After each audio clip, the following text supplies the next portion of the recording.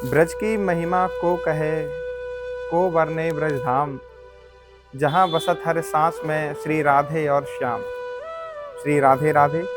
मैं श्री जी अंग सेवी रविशंकर गोस्वामी, सेवायत श्री राधा रानी मंदिर बरसाना, आपके अपने चैनल ब्रज टूर ऑफिशियल में आपका स्वागत करता हूँ। जैसा कि दर्शकों आपको पता है कि हम अपनी अष्टसखी सीरीज शुरू कर रहे हैं। इस सीरीज में सबसे पहले हम आए हैं ऊंचा गांव, जो कि श्री किशोरी स्वरूपा श्री ललिता जी की जन्म स्थली तथा उनकी क्रीड़ा स्थली है। यहाँ पर हम ऐसे दिव्य स्थानों के दर्शन करेंगे जहाँ पर श्री भगवान कृष्ण श्री ललिता सखी श्री राधा रानी जी ने क्रीड़ा स्थली की तथा उन्होंने लीलाएं की, जैसे कि श्री त्रिवेणी कूप, श्री ललिता सखी मंदिर, सखी कूप, ललिता सखी विवाह स्थली, गोपी पुष्करणी, छप्पन कटोरा, अटोर पर्वत, सखी पर्वत आदि ऐसे दिव्य स्थानों के जो कि भगवान इंद्र को भी दुर्लभ हैं, उनके दर्शन आज हम आपको कराएंगे। राधे राधे। चलिए चलते हैं ऊंचा गांव।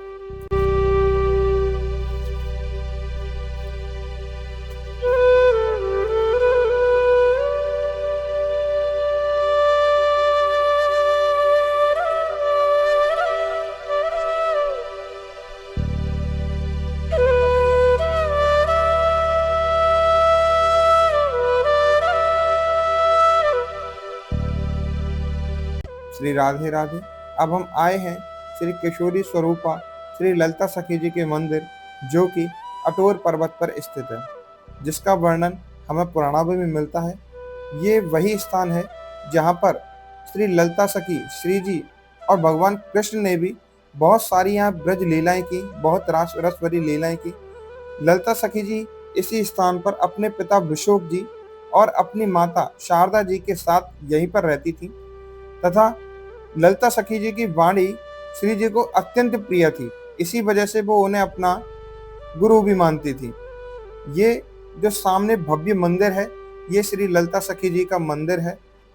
इस भव्य ललिता सखी जी के मंदिर के सेवायत श्री पुजारी जी हमारे कुलगुरु, हमारे ब्रजाचार्य गद्दी के स्वामी श्री कृष्णानंद भट्टी जी महाराज हैं। आगे की लीलाएं हम आपको उन्हीं से सुनवाएंगे, उन्हीं के मुखारबिंद से ही इस पूरी लीला का वर्णन करेंगे। आइए चलते हैं उनके पास। राधे राधे। आज हम अभी आए हैं श्री ललिता सखी जी के मंदिर में, जो आप सामने दर्शन कर रहे हैं। हमारे उल्टे हाथ की तरफ है श्री जी और उनके बीच में है भगवान कृष्ण, और उनके राइट साइड में है श्री ललिता सखी जी। ललिता सखी जी भी हमारी किशोरी स्वरूपा हैं। कह सकते हैं कि दो देह और एक प्राण। हमारी जो श्री जी हैं, उनकी जो प्रधान सखी थी वो श्री ललिता सखी थी। उनकी वाणी, उनका साथ हमारी श्री जी को सर्वोप्रिय था। श्री ललिता सखी जी थी, उनका जो सेवा थी हमारी श्री जी के लिए, उनका वीणा पान की सेवा थी। श्री जी के लिए जो खाने के बाद में जो वीणा पान दिया जाता है, वो श्री ललिता सखी जी ही उनके लिए प्रदान करती थी। आगे हम इस ललिता सखी की लीलाओं के बारे में, श्री जी भगवान कृष्ण की लीलाओं के बारे में जानते हैं। हमारे साथ हैं हमारे कुलगुरु श्री ब्रजाचार्य श्री कृष्णानंद भट्टी जी महाराज। श्री हमारे जो नारायण भट्टी जी हैं, हमारे जो ब्रज के परमानंद जो परम रसिक संत रहे श्री नारायण भट्टी जी, उन्हीं के ही वंशज हमारे साथ में हैं, हमारे कुलगुरु हैं। महाराज जी प्रणाम। क्या देखोगे? हम श्री ललिता सखी जी के बारे की उनकी लीला, इस अटोर पर्वत पर जो ललिता सखी ने जो लीला की, ऊंचे गांव में जो भी स्थल हैं, उनके दिव्य स्थलों के बारे में, उनकी लीलाओं के बारे में हम आपसे जानना चाहते हैं। हमारे जो ब्रज रसिक हैं, हमारे इस चैनल के माध्यम से आपसे रूबरू होने चाहते हैं, इस लीलाओं से रूबरू होने चाहते हैं। महाराज जी बताएं। जय श्री राम। ये जो आप पूछ रहे हैं कि ब्रज की परंपरा तो द्वापर कालीन ही है और द्वापर से पहले भी है। तो द्वापर युग में भगवान श्री कृष्ण के 8 सखा और 8 सखी, इनसे सर्वोपरि हमारी लाडली किशोरी जी, राधा जी, स्वामिनी जी, अनेकों नाम हैं। तो राधा जी की अंतरंग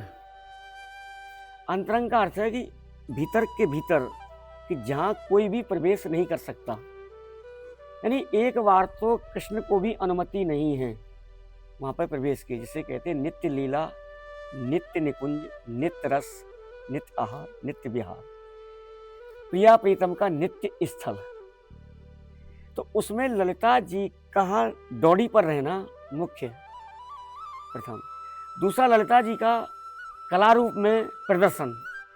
श्री जी की जितनी भी कला हैं उनको श्री कृष्ण को रिझाने के लिए जो कला है वो ललिता जी इशारे में राधा जी को बताती हैं और फिर राधा जी उस हिसाब से कृष्ण के प्रति वो दर्शाती हैं।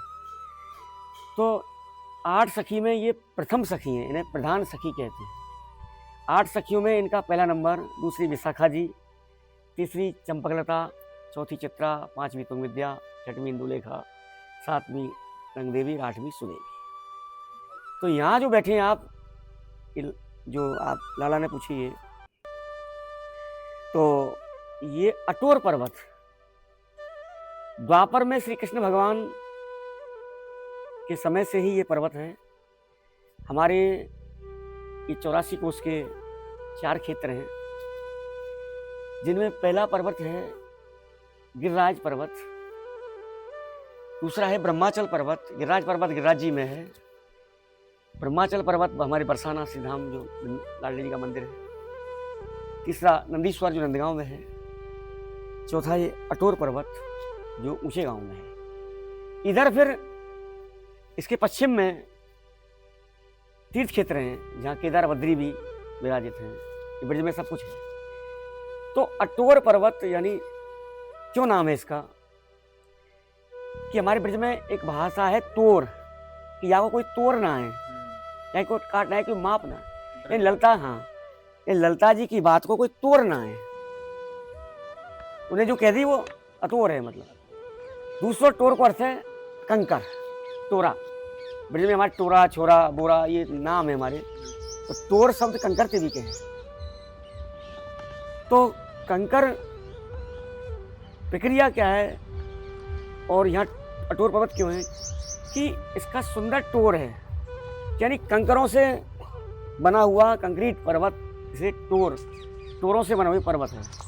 दूसरा, उनकी बात को कोई तोड़ नहीं ललिता जी की। और एटोर कि जैसे ठाकुर जी की बाट जोना, कि एक बार यह नित्य प्रति लीला है कि श्री कृष्ण भगवान जब आते हैं गाय चराने, तो ललिता जी यहाँ खड़ी हो जाती है, तो उनको देखती रहती। चौथा अर्थ है टोना, यानी बाट जोना, इसको अंग्रेजी में वेट और हिंदी में इंतजार कहते हैं। बाट देख रही है कि प्रीतम आ रहे हैं, श्याम सुंदर आ रहे हैं, वो आ रहे हैं। तो वो मयूरी और छाछ।